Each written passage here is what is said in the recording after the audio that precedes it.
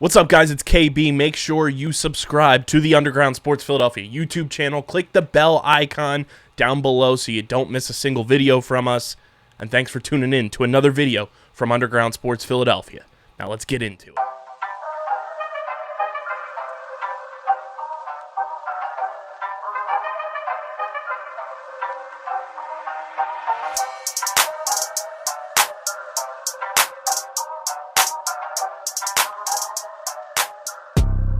Welcome back, everybody, to another edition of Guzman's Gridiron, presented by the Red and Gray Gridiron Group and Underground Sports Philadelphia, live from the home base, the nest, if you will, the Double Eagle Saloon and Deck Bar.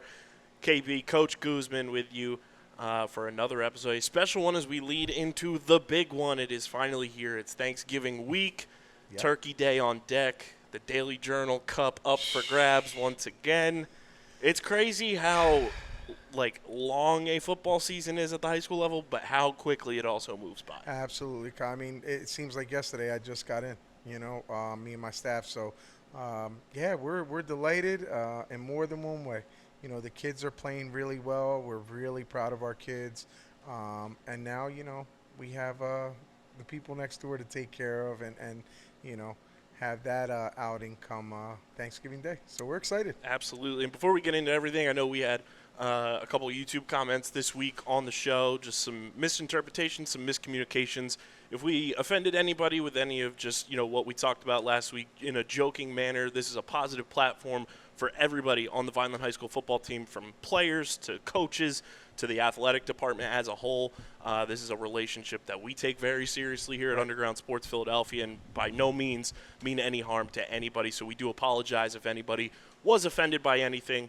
But we're going to keep it moving here, Coach. And Absolutely. Last week we had a game on Thursday, one that felt like it was there for the taking against Camden Eastside, a 12-9 loss. Take me through the entire game, what you saw from Camden Eastside and what they presented to you, and how you guys broke down, film from a coaching perspective to kind of see where things kind of may have gone awry. I'll tell you what, Camden Eastside, great program. Coach Malik Brown and his staff did an excellent job getting them kids ready. It was an excellent game. Excellent game. We had everything dialed up, Kyle. We had everything dialed up. We made sure that we, crossed our T's, dotted our I's during practice. A lot of, people were picking us to lose in a bad way, being so that, Camden Eastside is loaded with talent. I mean, across the board, from running back to wide receivers to the quarterback. They're big up front. So it gave us a really beautiful test, if you will. And in my opinion, in my heart of hearts, I know my kids passed that test with, with flying colors. Our kids came out there. They gave it everything they had. With the exception of a couple of mistakes, we cannot shoot ourselves in the foot. And again, I stress, we shot ourselves in the foot. If anybody was there that watched the game, or if anybody got to watch the game on YouTube, they would see what I mean. Again, we cannot have costly mistakes against a great opponent and expect that we're just going to be free and clear of that mistake come later on, when it really counts. So again, kudos to Mr. Coach Brown and his staff. But again, we lost sight of the ball, so to speak. We lost sight of the ball in certain plays, and you can't do that with, and I keep repeating this, you can't do that with playoff caliber teams. You just can't. Especially when, this was kind of the tune-up for this game coming up here against Millville. And, in a lot of aspects, there's a lot of things that looked really well on the field on Thursday night. To hold a team like Camden Eastside to 12 points, and for most of the game 6 points, is pretty darn impressive. Talk to me about just the defensive performance over these past couple of weeks, starting, obviously with Eastern for this playoff ramp-up, if you will, going up against Atlantic City, and we talked about it for the past couple of episodes, arguably number one wide receiver in the state. Yes. You had Mr. Love out there as well, who had a nice little game for himself against the defense, but I think for the most part, our defense kept him in check. Yes. Compared to what other teams have been able to try to muster up against him. What do you think has been the calling card for this defense to have that elevated sense of competitive nature going against, these playoff caliber teams? I just believe that our kids rise to the occasion. Crean rises to the top, and our kids are definitely about their business and proving that they're supposed to be in that stage. They're supposed to be with these teams. That's what they want everybody to understand, that their level of play, they're playing on a whole different level, our kids. Okay? A lot different than what people thought at the beginning of the season that our kids can muster as far as performance. So it's nothing new to us. We knew what we had. It was just a matter of our kids believing in themselves, getting on that, win streak per se that we were in for a little while, and just showing people that no, we can compete at a high level, and we can compete with these teams that have all the big names on them and all this, and that. So again, we're proud of the fact that our kids came out there. They competed all 4 quarters, and we came up short. And again, it wasn't so much the team we faced. Again, I say and stress, and if not, if you need to see it to believe it, watch the game again and you'll see what I mean. We just cannot have crucial mistakes in crucial parts of the game. It will cost you the game. 100%. And I mean, you look at a game like this against Camden Eastside, where it was, in essence, a tune-up, and to stay fresh and everything, to unfortunately lose, is that something that, this team can kind of look at as a humbling sense, where you're riding this high of 4-game win streak, playing these top-tier opponents, going in and getting a shutout against EHT, against Pennsauken, coming out with that big win against Eastern in a game that had, build up from last year as well in a competitive nature. Atlantic City, where those outside voices were talking, AC's going to blow the doors off of you. Right. To be riding that high and then it kind of get popped like a balloon in a game where you had it in hand, is that kind of a humbling essence for this team? Is that kind of the vibe you've gotten, as practice started again after Thursday's game, to be like, okay, like, we were riding that high, but, we can't allow ourselves to get too high? I think in essence, our team did get humbled in a good way, though. In a good way. 100%. Where they kind of understand now, again, the crucial moments in a game have got to be, captured, and they've got to be made sure that those crucial moments go in our favor because of how we are playing. So, again, it's a roller coaster ride, man. It's a roller coaster ride. Sometimes you're riding that high, and sometimes you dip low, and there's those in betweens. But at the end of the day, our kids know that as long as they stay true to themselves, as long as they stay focused in their pursuits, we have a great chance of going ahead and winning the game at the end of it all. Absolutely. I mean, you look at the way the team overall performed, to not quit in the face of adversity with, going down. You get that safety, and it almost feels like you're able to almost put a bow on the game, and you feel confident in the way that you're playing. And that's about winning in all 3 phases. Talk to me about the special teams performance in this one in particular, where you go get points from your special teams. Colin has another fantastic game punting the ball and giving you guys the field position to where things work out for you, where you can kind of flip the field if need be. How pivotal was special teams in this tune-up, to see where you guys were as a squad, as a unit, special teams-wise, to prepare for Millville? Again, can't say enough about Coach Marcelino and how he's handling his job title as special teams coordinator. So, he has the kids rearing to go. There's no stone unturned with that man. He's making sure that he, dots his I's, crosses his T's, and makes sure that everyone's in their strategic locations, be it whatever it is, kickoff, field goal, what have you. But being so that our kids are really locked in that department, it is so beneficial to our offense and defense. Field position is everything. And with kids that are playing these special teams for us this year, they're doing an excellent job. Excellent job, hands down, on all phases of the game. So as far as special teams. So I'm really, really proud of those kids and very proud of Coach Marcelino. And it feels like special teams has been a part of almost every game this year, whether it is, field goals, punt team, getting after punters. I think this year as a whole, now that we're at, this final game upcoming, there hasn't been a year in my recent memories, I can remember how many times somebody's been able to get off the edge, beat their blocker, and be in the face of the punter as much as you guys have this year in particular. In reality, I would have to agree with you there. Again, it's all a testament to the kids and their hard work and dedication, but it's also a testament to Coach Marcelino coming in, fresh face, fresh new ideas, and we can't say enough about him. We love him. We're very happy to have him on staff. And, you look at, just this game as a whole, and we talked about it a little bit too with how West Jersey Football League realigns every 2 years, and who knows, Camden Eastside could be in that Right. next conference go-round. To kind of get a look at a team like that we've never faced before as a school. What was that experience like to kind of just get a new taste of a new team coming into Gittone and also show off the facility to a team that's never been down to Vineland? It was nice. It was really a cordial meetup. Again, Coach Brown, his staff, great guys. With a great group of kids he has going there. So it's neat. We've never been in a matchup together. He probably never saw film on us at all until that week. I never saw film on him until that week. So it was really a lot of unknowns, on both sides.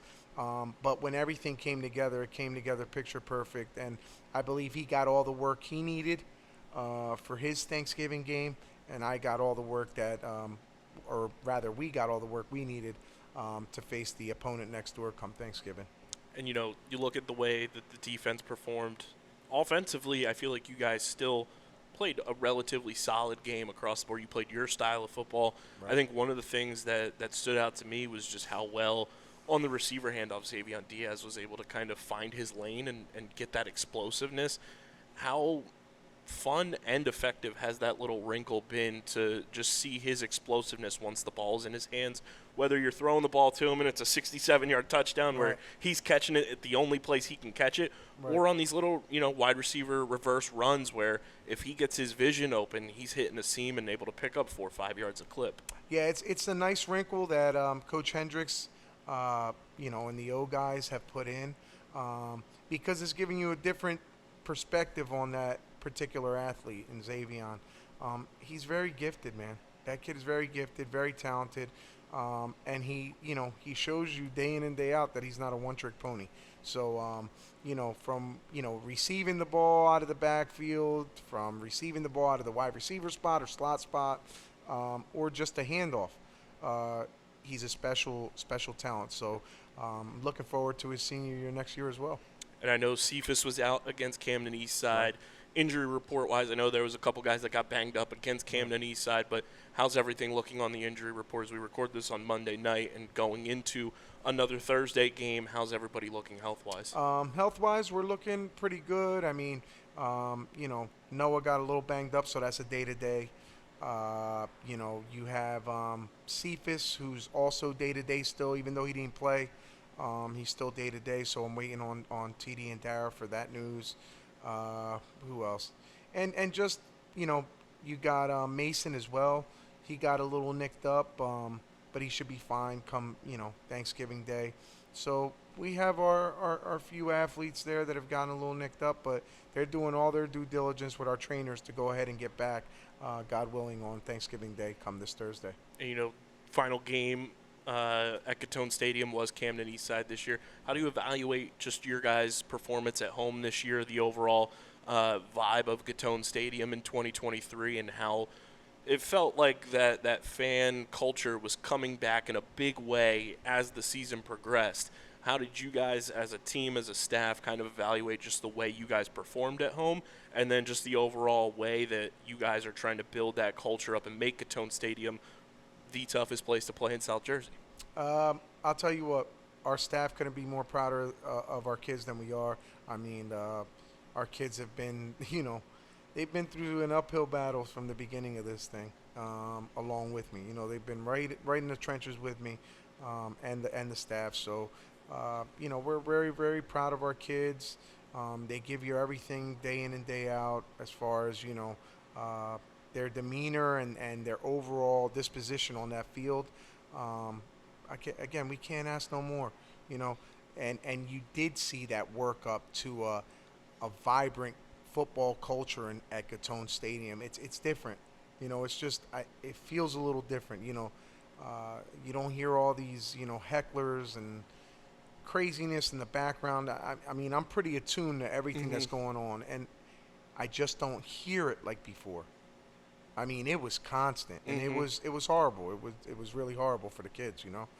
Now it's just a different feel there, and I hope that carries on for decades to come. Because at the end of the day, we're in the business of kids. We should make it to where it's a positive, playing arena for these kids, and that's it. Period. And make it to a point where you're backing your home, like you're from the same place. You're from Vineland. You want the school to succeed. You want the program to succeed. There's no reason to tear down anybody that's on the field. You want to boost them up more than anything. Absolutely. And make it so that when the opponent comes in, it's a controlled chaos, like we mentioned earlier this year. And you're making it a tough place to play for your opponent, and making it that environment where it's like, you look at the schedule, oh, we're going to Vineland this week. You're kind of trembling in your boots a little bit. You want it to be on par with places we went this year. You want it to get to a point where you're like, the environment Kingsway had was unbelievable with their student section, the ambiance they had on game day, and that comes with success. That comes with a culture. And it felt like this year was phase one of that for you guys. Again, I would have to agree with that. And it's only going to get better. Our kids are working. We got a lot of kids coming in through the pipeline, and we're just going to keep doing our thing. The coaching staff I have, we ain't going nowhere. You know what I mean? Great group of guys. They're for the kids. So sky's the limit for these guys. They just got to put in the work in the off season, and we'll see where the cards lie. Yeah, and I mean, you have a ton of guys coming back next year as well, and this is only just the beginning. I think the taste of winning, that 4-game win streak in particular, for the guys that will be back next year too, and going into this game against Millville, that's something you just tuck away in the back of your head. It's like, hey, remember that feeling. Yes, absolutely. And that's one thing that we always stress to the kids. This feeling you want to feel every week. It's not a temporary thing where, we'll win this week and then we'll just take it easy. No. Play at a high level, focused in your pursuits, and reap the benefits. And the benefits is the W at the end of it all, and that feeling. There's nothing like it, man. There is nothing like it. Where you did your due diligence for a whole week, and it's payday. It's Friday night lights. Let's go. Let's get this W together as a unit and move on to the next game. And speaking of moving on to the next game, the big one's on deck. The big one. Turkey Day is on the horizon. The big one. Before we get into the game, obviously, this is one of the most historic matchups in high school football in the country. Not the state. Not the state. Not the county. The country. Which arguably the world, because it's high school football. It's American football. Right. It's not played in a lot of places outside of high schools in America. True indeed. Just facts. So to be a part of that, how fun has that been for you, being on Coach Russo's staff for the years you were as an assistant, and now building up for your first time as a head coach, to put your name in that history book of, I was a head coach during Vineland and Millville. How fun is that going to be for you, and what has that kind of feeling felt like going into this week? It's an unbelievable feeling. It's a beautiful feeling. Just to know that my name, as well as all the kids that are with us this year, as well as all my coaches that are with us this year, we're going to be. We're going down in history. As far as this Millville Vineland game is concerned. So it's a great feeling, man. And if you haven't been a part of a rivalry of this caliber, you'll never know how it feels. Nope. In any aspect too, whether you're a player, a coach, being part of the broadcast, being a journalist for it is something special as well. It's special. To go into Vineland Millville, you bring that up anywhere almost, and people know what you're talking about. 100%. And not to mention all of the alum from Millville and Vineland. All of the alumni. This is more so homecoming than any other. This is the game. Kyle, this is the Super Bowl. This is it. So I know that they're doing their due diligence. We sure as anything are doing our due diligence, and it's going to be fireworks come through. It always is. It always is. There's going to be fireworks. There's going to be big plays made on both sides of the ball, both teams. And again, I say the team with the least amount of mistakes, rather, has the shot to come out with that Daily Journal Cup.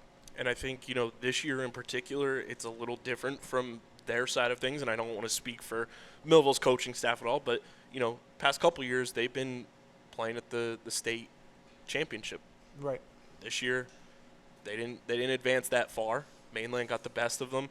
So they've been kind of dialed in for this game since that loss to Mainland, and I think that's only going to elevate the competition level on both sides, where both teams have to be that much more locked in, that much more disciplined, because that's been the focus. Absolutely. Once everything was said and done with the Camden Eastside game, we put that behind us. I mean, we saw a little bit of film, and it was all outside, 3.5 hours of real good work out there. So yeah, we're dialed in. We are anticipating, just a knock. You know what type of football get your popcorn game? Yeah, ready. get your popcorn ready, because it's going to be a lot of action. It's going to be a lot of fun. And it's a great atmosphere. It really is. Like, if you haven't been to a Millville Vineland game, make sure you go ahead, get yourself out to Millville this Thursday for Thanksgiving, 10 o'clock kickoff. It's going to be one heck of a game all the way to the end. And I'll double down on that. Okay. You got to go to 2 Vineland Millville games. You have Uh-oh. to go to one at Gittone Stadium. Right. And you have to go to one at Wheaton Field. Okay. You have to experience Both. the Right. energy and the You're vibe right. and the ambiance that both schools put on. Because at the end of the day, as much as, it is a rivalry, Millville does a great job with their Thanksgiving festivities and making it an environment that is fun and that level of intensity just as much as we do at Gittone Stadium. So it's a hand-in-hand thing, and I highly encourage, if you go this year and you've never been, next year you definitely got to come to Gittone Stadium for Vineland Millville. This is a game that has been played over 150 times. Yes. A matchup that has been in the history books over 150 times. That's incredible, man. There's some professional rivalries that won't even scratch that in our lifetimes. To be in that arena of history, you talk about putting your name in the history, but just knowing that this rivalry has that historical aspect to it, it's pretty crazy. It is, and I'm honored to be a part of the coaching staff that through the lineage, through the years, has been showing up to these games.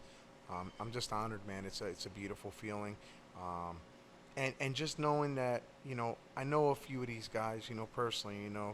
Of course, my dude Russo, Coach Belfi. I know these guys, man. And I know it still to this day means a lot to them.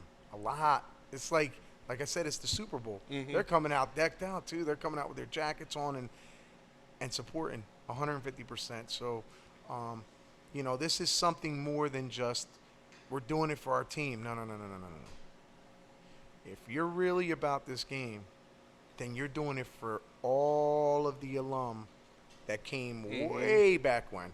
That's what you're doing it for. You're doing it for all of the coaches that came way back when. It's not just my coaching staff now and my kids now, and we're excited. No. This is way bigger than that. Way bigger than that, and it should be. I mean, 150 plus times. It's a lot. It's a lot. So it's of a special brand, and it's of a special breed. So we've got to make sure that everything that we do leading up to this moment on Thursday, it's paying homage to those that came before us. And, it's one of those things, too, and I'm sure it is for Millville as well when they put their colors on. But this week, when the red and gray goes on, it feels a little different. It's got a little more spark to it. It's got a little vintage throwback, bully ball mentality to it. Absolutely. And again, just wait for it because the sparks will be flying. It's just, it happens every year. Every year, Kyle. No one, I don't think, gets disappointed in the effort of these kids, either from Vineland and or Millville. It's just a special game, man, and we treat it as such. Both sides of the aisle treat it as such. So, yeah, can't wait for Thursday, man. And it is Can't one of wait. those games that gets talked about for weeks after Absolutely. the game happens. It's Absolutely. one of those things that if you're a senior and you get that final win, you remember that forever. Absolutely. It goes with you, and I know they're trying to send their seniors out on a positive note, but again, we're trying to send our seniors out on a positive note. And I've said it a million times, we don't shy away from any competition at all. So our kids will be ready. There's no excuses.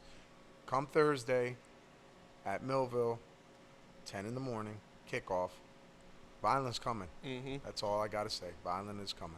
We're going to take a quick break. Don't go anywhere. We're going to talk more game. We're going to talk going to Millville, and we'll talk some alumni as well. You're watching Guzman's Gridiron right here on Underground Sports Philadelphia.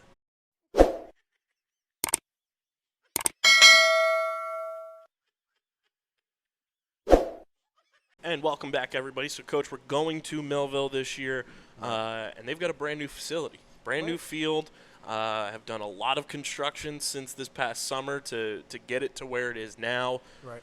As a whole, I'm sure the guys on this team are very happy that it's not going to be a muddy, soaked grass field like it has been in years past for a lot of these guys. Right. And you get to play on a surface that is relatively comparable to what Gittone Stadium has to offer. Absolutely. It being now a turf stadium instead of the dirt stadium that they did have, the grass stadium they did have, we had the same issue. We had a very... We know those pains, yes, and trials and tribulations. all the pains that Millville went through with their field. So it's nice to see that, people are going to these other surfaces.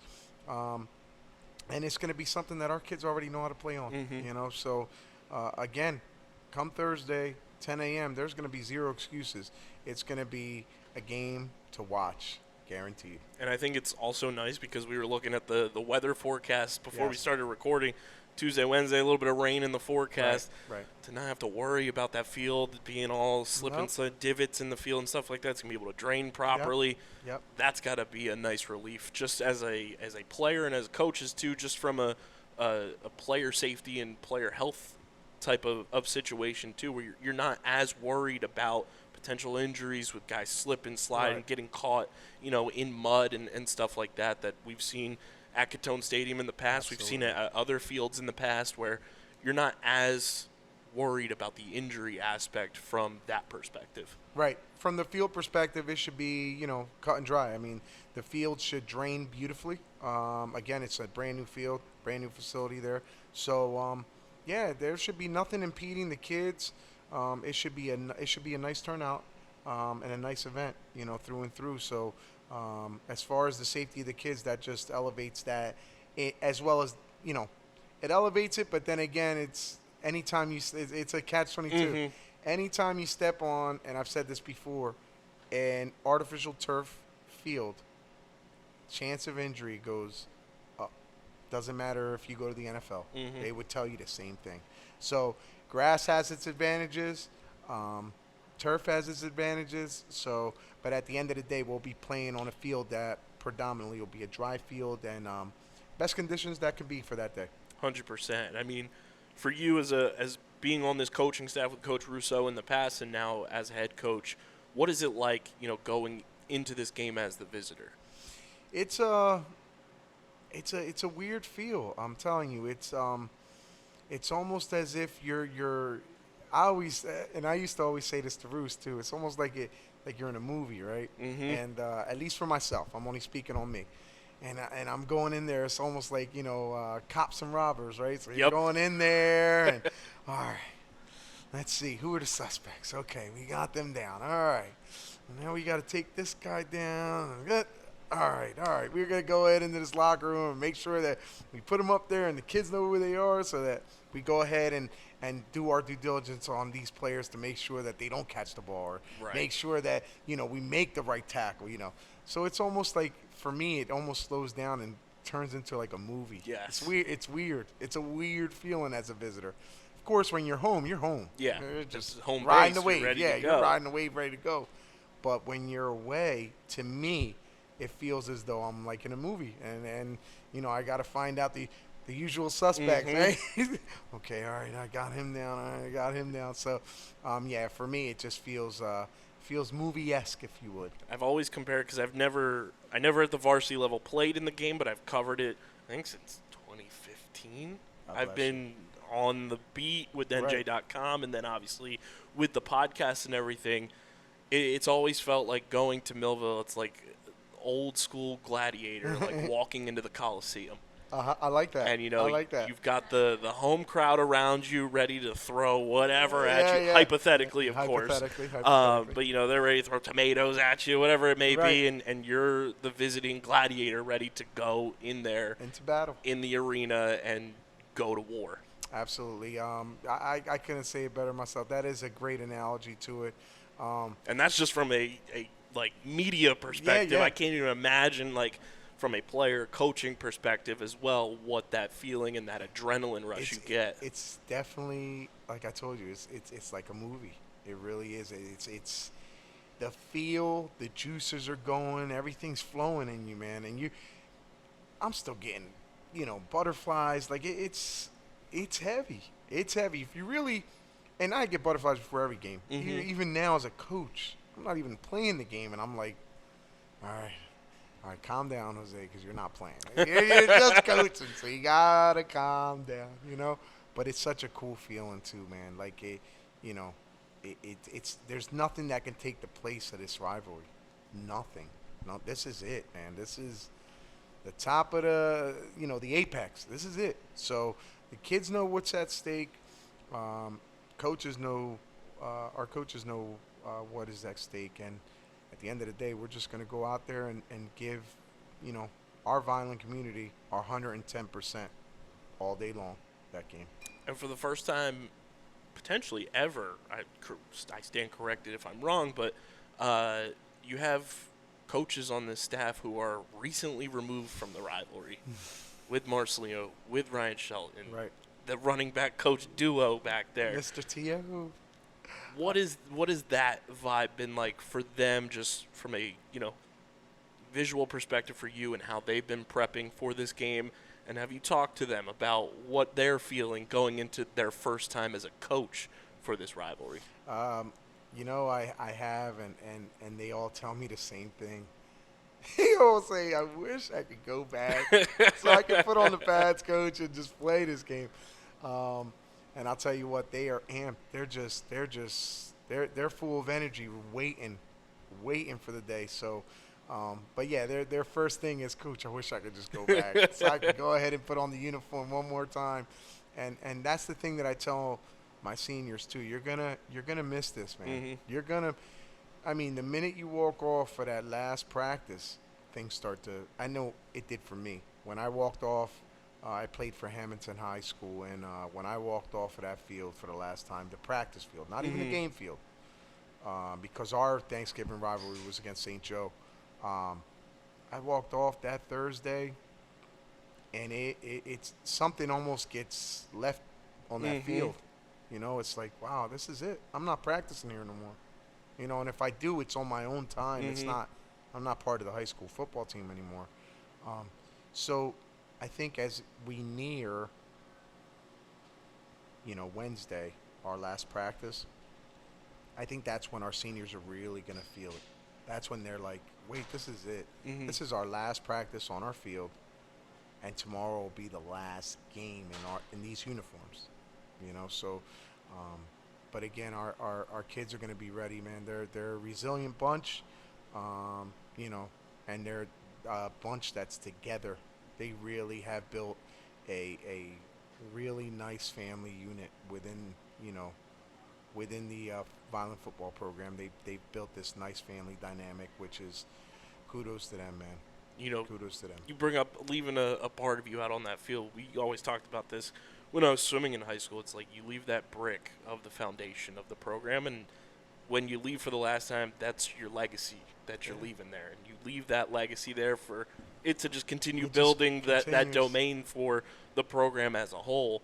And, you look at the guys on the team now that are coaching and the excitement they get. How much of a bonus is that, too, for the build-up to this game? To know that they've experienced it, how much of a bonus is it for the players on this current roster to hear from them what the energy is like in that game as a player, somebody who's experienced it 1, 2, 3, 4 years in a row, and what it's going to be like come 10 o'clock on Thursday? It's an invaluable experience for our kids to have coaches that have already played, some of which have played, like you said, all 4 years as freshmen. It's just invaluable experience that they're going ahead and bestowing upon our young guys, and they take it all in.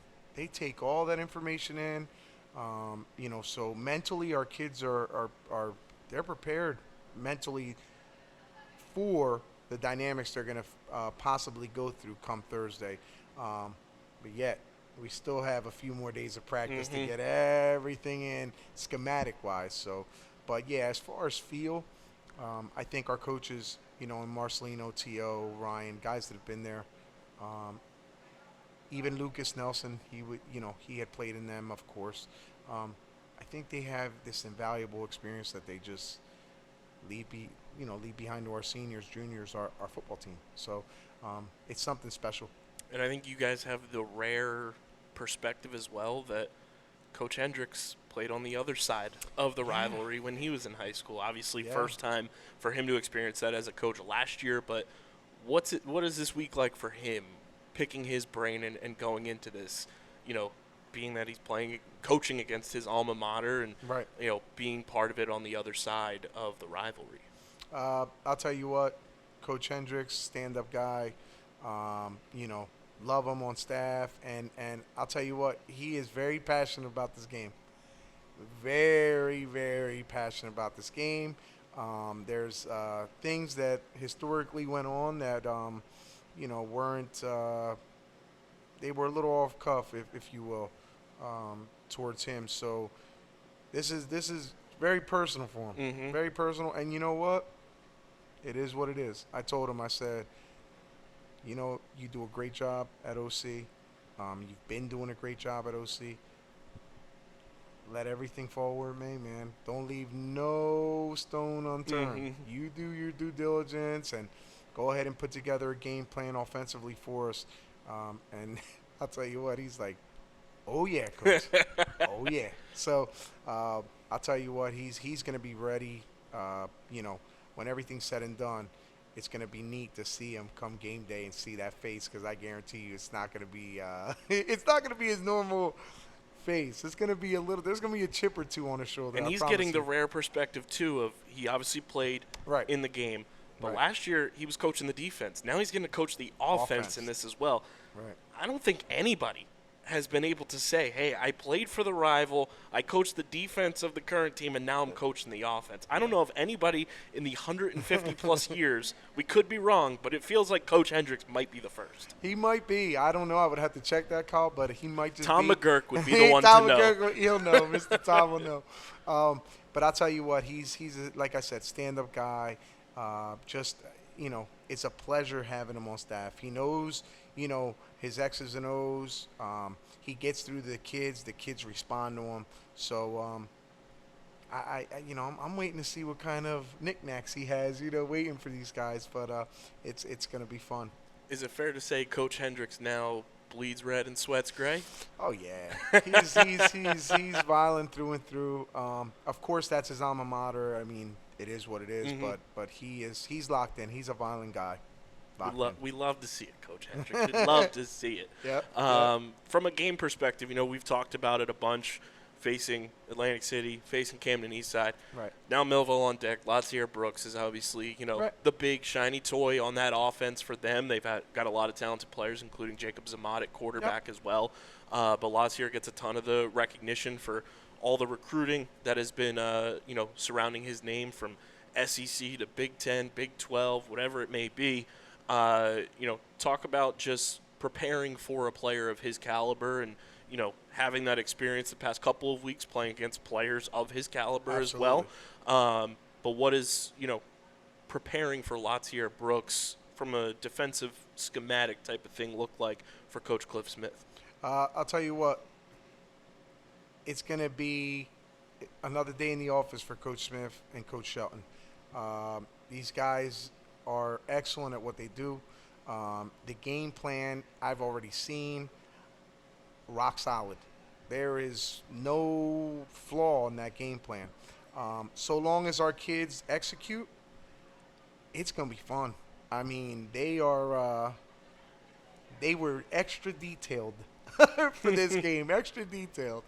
And not that they don't cover all the bases in any other game. Right. You've seen it all year. The defense is playing lights out ball. But with this game, like I say, it comes with a little more. There's some more zest. There's a little more in this game, and rightfully so, because again, we're not only playing this game for ourselves. We're playing it for the lineages of people that have played way before us. So there's a lot of people that are counting on us to go ahead and get this W. I know that, the kids know that, the staff know that, and we wholeheartedly, appreciate having that on our shoulders. We really do, because without the guys that did it before us, we wouldn't be in the position to be today. We wouldn't be here. So, we're gonna play our behinds off for the city of Vineland, for our school, Vineland High School, and the guys that have done it before us, as far as the players and coaches alike. Jacob Zamont, another talented quarterback you guys will get to face, has been doing it for the past couple of seasons now for Millville. Knowing that you guys have faced him before, but he's obviously progressively gotten better and better, as one would expect of a player of his caliber. What has, preparation been like for him, especially, having quarterbacks the past couple of weeks, again, that you faced that have been very talented, but Jacob has his own set of skills, like Liam Neeson does in Taken, where, you kind of have to key in on what he does well. What are some things that, you guys have picked up on from years past and just watching film of him this year that Jacob Zamont's been able to really execute well for that Millville offense that you're going to have to really be focused in on Thursday? This individual you're talking about, he delivers the ball at a high rate. He also makes sure that, he looks over the defense. Smart kid. Smart kid. Throws a hell of a ball, and he can be elusive. He can be elusive. So all these things it's same as, other than his level of play has gone up. Right. Absolutely. So what we've done is we've simplified that defensive playbook, and, we've done our due diligence. Like I said, Coach Shelton and Coach Smith, they're ironclad as far as that defensive scheme that we have going against Millville this Thursday is, and I just can't wait to see it unleashed, because it's going to be fun. It's going to be fun. And again, whoever makes the most mistakes is going to wind up more than likely taking the loss, but we're hoping that we're on the winning end of this one. A matchup like this, emotions get high, tensions rise. What is the message, during practice this week and the build-up to this game as well, to be excited, have that adrenaline, running through your veins, be ready to bring your A game, but also staying level-headed and being smart about the approach to the game, to where things don't get out of hand when you're on the field, before you get on the field, and after you're off the field? I think you said it best at the beginning of the podcast: controlled chaos. We want our kids to be, mentally focused. We want the adrenaline to be running, all that to be going. Everything that should be in a football game or involved in a football game. However, it's got to be under control. The word of this week is unselfish play. We cannot have any selfish mistakes that can cost our team anything. Unselfish play will lead us in a positive direction in the scheme of the game. So that's been the real sticking point for this week. And I'm hoping that every player has really gotten it in their head that there's nothing that you do outside of perform within the rules of the game and make sure that you hold. I always tell my kids, you're representing more than yourself. Mm-hmm. You're representing the school, the community, and our football program. I mean, there's a lot. That's a lot on your shoulders. Got that city across your chest for a reason. Yes. So, with that in mind, we've got to be smart in how we conduct ourselves wherever we go. Mm-hmm. Whether it's Millville, Williams, I don't care. Or where at home. it is. Or at home. We've got to conduct ourselves as competent young men on that football field that are going ahead and doing everything positive to go ahead and get the outcome, which is a W. Anything else, we don't need. Any negativity or selfish play, we don't need it, and they know that. Before we talk some alumni, Coach, it's the Thanksgiving game. Yes. We both like a good meal. Absolutely. What's on Coach Guz's Thanksgiving menu This year? This is going to be. Well, my kids know I like to eat. So, we always go with the traditional, Thanksgiving dinner. Your turkey, your mashed potatoes, your greens, vegetables, all that'll be there. All right, your mac and cheese. Then I also have to lay homage to my Puerto Rican roots. So some of you guys might not know what some of this stuff is. Some of you might. But we got to go with the pork shoulder. Mm-hmm. Got to put that in there. Got to go with pastelillos. Mm-hmm. Got to go with them. Got to go with pasteles. Got to go with alcapurrias. You got to go with pinchos, which are basically meat on a stick. Mm-hmm. Skewers, right? Meat skewers. What else will be there? Oh, my God. Ajo dulce, which is sweet rice. It's made with, like, raisins and cinnamon. It's very good. And I'm sure my mom will have some other. She always does something. The stuff that, like, relleno papa, which are stuff. You get potatoes, you make a mash out of them. You get these couple other vegetables, and you make a mash out of them.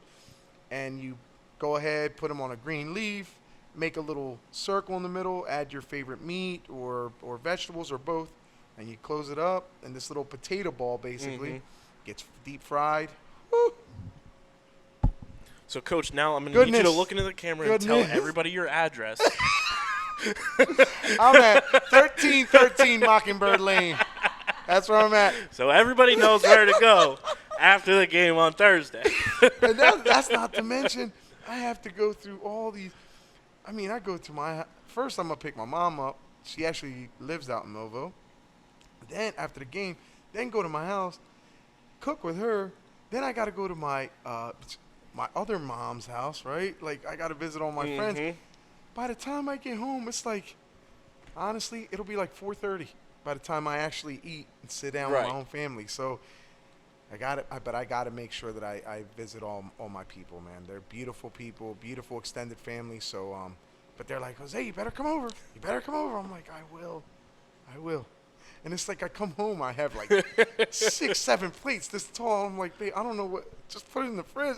It doesn't fit in the fridge. I'm like, put it. What do you want me to do? Well, hopefully you're making the rounds with the Daily Journal cup in your hand as well. Let's hope. That'll be a beautiful day, a beautiful ending to a beautiful season with these kids. And they deserve it, but it's not going to get given to them. It's going to be a war. It's going to be a war. To know that there is that ever-elusive prize at the end of the game, too, for either team, knowing that trophy is there, and that is, the Vineland Millville Lombardi, if you will. Yes. How cool is it playing for such a historic trophy as well? Yeah, like I said, this whole rivalry it's a beautiful rivalry that was set long before I was on this planet, and I just I honor it as such. The kids will honor it as such, as well as the staff. So we're waiting for it. We're just waiting, Kyle. It's gonna be a great event for both Vineland and Millville. Not just for our current kids and staff, but all the alum that have come years before we were even on the planet. Talk about a segue. Alumni. Yes. We're recording this Monday night, and one of the alumni who has played in a lot of memorable Vineland-Millville matchups is playing Monday Night Football tonight to kick things off for Vineland-Millville week against my Eagles, against the Birds. That was his favorite team growing up, everybody. It was. No Taylor Swift in the building, though, because her concert got postponed down in Rio de Janeiro. So she won't be in the building, so we won't have the Taylor Swift cam, and we can focus in on just the football happening on the field. But I did see, before I got here, Jason and Travis Kelce's mom got a police escort into the stadium. Wow. Because she is on her celebrity status. Now. She's celeb. That's awesome. I mean, like I said, for what can you say? I mean, the Kelce's great family. I'm sure Miss Swift and her family, great family. So this is good. It's just good for them, man. It's good publicity for them. It brings a lot of eyes again to the game of football. People that probably never even watched it before, but they love Taylor. So, Taylor and Travis, okay. So now they're going ahead, buying the jerseys and actually being involved, with football, which is pretty cool. Which I think Taylor Swift has reached. It's weird to say this because not many people in their lifetime will. I think she's reached Michael Jackson level of international celebrity. Wow. There's a display on the Christ the Redeemer statue in Brazil. Welcome Taylor all over. I can only remember Michael Jackson ever having that in my lifetime. And That's I was like, okay, that's next level status. Yeah, that is. Well, kudos to her and her family. The Kelce's great people as well. Haven't met them. Pop. Never know. But again, just from me seeing them from the outside, they seem like great people. So kudos to them, man. They're just bringing, like I said, more eyes, more light to football, as well as football's now going ahead and Taylor's getting light on the music end too. So it works hand in hand. It's a hand-in-hand situation, so that's pretty cool. How cool is it for you tonight when you go home? Isaiah Pacheco is playing on ESPN ABC on Monday Night Football, and Troy Aikman and Joe Buck are talking about him. I love it. I can't say enough. I mean, these are our guys, man. These are our guys. When you're talking Demby, when you're talking Pop, they went to that ultimate stage, man. They went to that ultimate stage, and now it's like they're really talking about Pop like he's a household name, man, which is super cool. From that gentleman who did that what was his name? That did he did the really animated. Oh yeah. I'm blanking on who it is, but I know exactly who you're talking about. Things like that. It's like you put on the TV and you see these commentaries getting shown on Pop, and it's like, yeah, you guys are experiencing that now. Whereas we had it. It was at practice. I would be amazed. At practice, I'd be like, I just want to see him do it again. Coach, just let him run that back. Run it again. And just amazing things that I would see in practice. Then all of a sudden in the game, and it's like he did the same thing in practice. Then you see him in college. He's doing the same thing. He did it. Except in college, he's like this. Yeah. Walking around like swole out of his brains because he's in the weight room 25/8. Yeah, and then now NFL, and he's still doing it. He was built for this game. He really was. His dad said that best.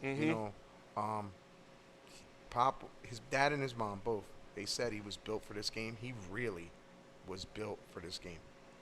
So kudos to him. I'm gonna be definitely sitting down in my recliner. He knows. He knows. Sit down in my recliner. I already gave him his love you, cuzzo, and I hope that you go ahead and handle your business on this beautiful game day. And I don't know. I'm gonna do the Swami thing and say 113 on the ground, 33 in the air, and 1 touchdown.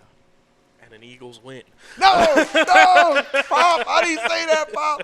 But the Pop memes have continued to roll around. This has been a trending photo on Twitter, X, whatever you want to call it. Okay. And it is. I'll put it up on the screen for everybody watching on YouTube. But it says, "Please explain this picture to me." And it is a house with just busted up doors. I love it. And Twitter user at Tyrion Strongjaw said, Isaiah Pacheco just gained 5 yards. I love it. I love it. That is super cool. Super cool. And I was like, that is an accurate description of an Isaiah Pacheco 5-yard run. Yes. He gives you, like I said, that man runs with pure heart and adrenaline. It shows every single time he gets his hands on that football. So Andy Reid, you did a great thing getting that young man to your team. What an addition. What an addition. Not to mention the other weapons he has, too. But it's just nice knowing that our guy's there. I mean, it's just really nice knowing that our violent kid is playing for Coach Andy Reid, who in himself, you're talking a Hall of Fame coach. So, yeah, let's see what happens with Kansas City and the Birds. We're going to take one more quick break. Don't go anywhere. You're watching Guzman's Gridiron right here on Underground Sports Philadelphia.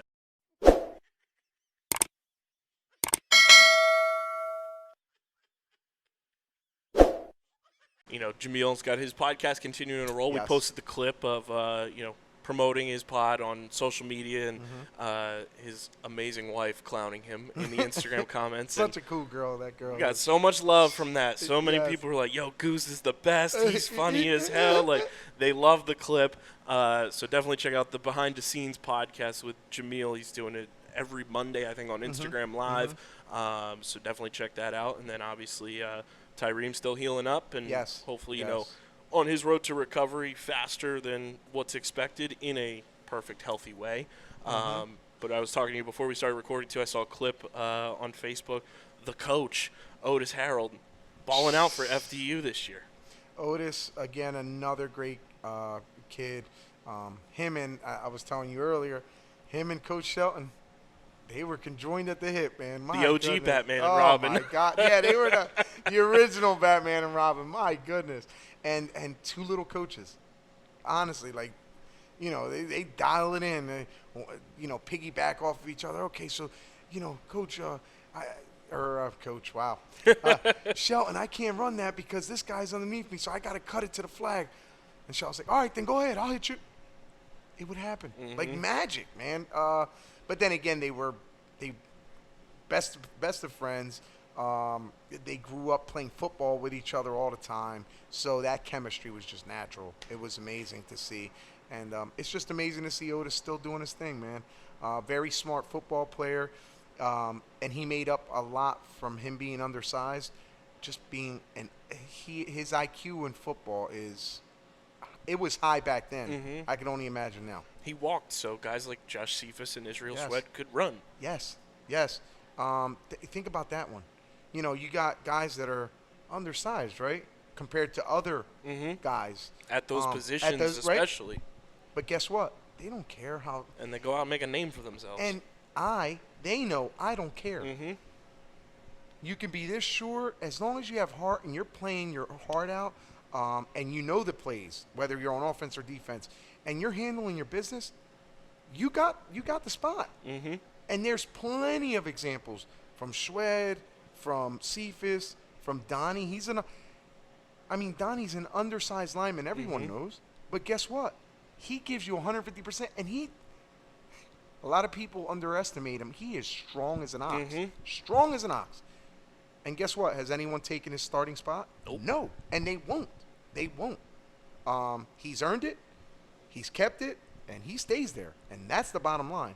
So whether the kids are undersized at their position or not, we as a staff don't care. Can you do the job and can you absorb the information? If you can, you're there. If you can't, next. It's that easy. And, we have some breaking alumni news of somebody on your staff. Breaking news. I did get confirmation for everybody who watches the Vineland Public Schools broadcast. Marcelino Ojeda will be back on the broadcast with Vineland Public Broadcasting in the winter for boys and girls basketball, as well as a plethora of other sports moving forward. So happy to have him back on our staff as well once he's wrapped up with football season. So cool. And we're going to still see each other anyway because I'll be coaching the freshman football team, or freshman basketball team, sorry. and he'll be there announcing. Man, he is great. He's great for Vineland, great for Vineland High School, great for the kids, and yeah, he'll be there. It's a He'll blast having him on the broadcast as well, and picking his brain after a full season of coaching, I'm sure, is going to be a wild time on the broadcast. He'll be animated when he talks to you. 100%. So very happy to have him back on our Vineland Public Broadcasting team. But, Coach, Turkey Day is here. Yes, sir. Final thoughts going into this game, this matchup in particular, your first as a head coach, and the expectation and kind of the precedent that was set before, and going into this one, what's the expectation come Thursday, kickoff, 10 a.m. at Wheaton Field in Millville?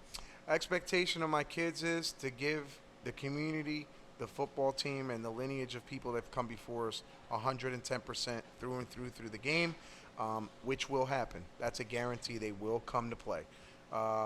And for everyone that's going there, make sure it's a positive atmosphere. Remember, we're in the business of kids. Keep it positive for our kids, both sides of the aisle, whether it's Vineland or Millville. We're in the business of kids, so let's keep this positive, and let the kids just play their hearts out. And whatever happens that game happens. We go ahead, line up, shake hands. There's always next year. To the communities, both here in Vineland and Millville, I wish all your families nothing but the best on Thanksgiving.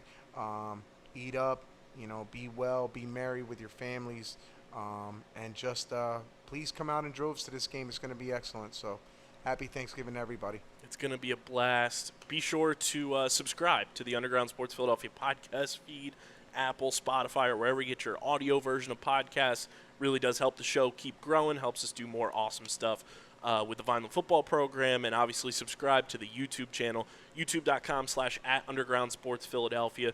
We're continuing to climb closer and closer to milestones, and Guzman's Gridiron has been a big part of that. Keep tuning in. The show will debut Wednesday night, lead you right into Turkey Day and get hype for the big one. And, of course, happy Thanksgiving to everybody at home. And let's have ourselves a Turkey Day. This has been a Thanksgiving edition of Guzman's Gridiron, presented by the Red and Gray Gridiron Group and Underground Sports Philadelphia. We'll see you next week for the season finale of Guzman's Gridiron for 2023, and hopefully talking about a big one with the Daily Journal Cup right in front of us.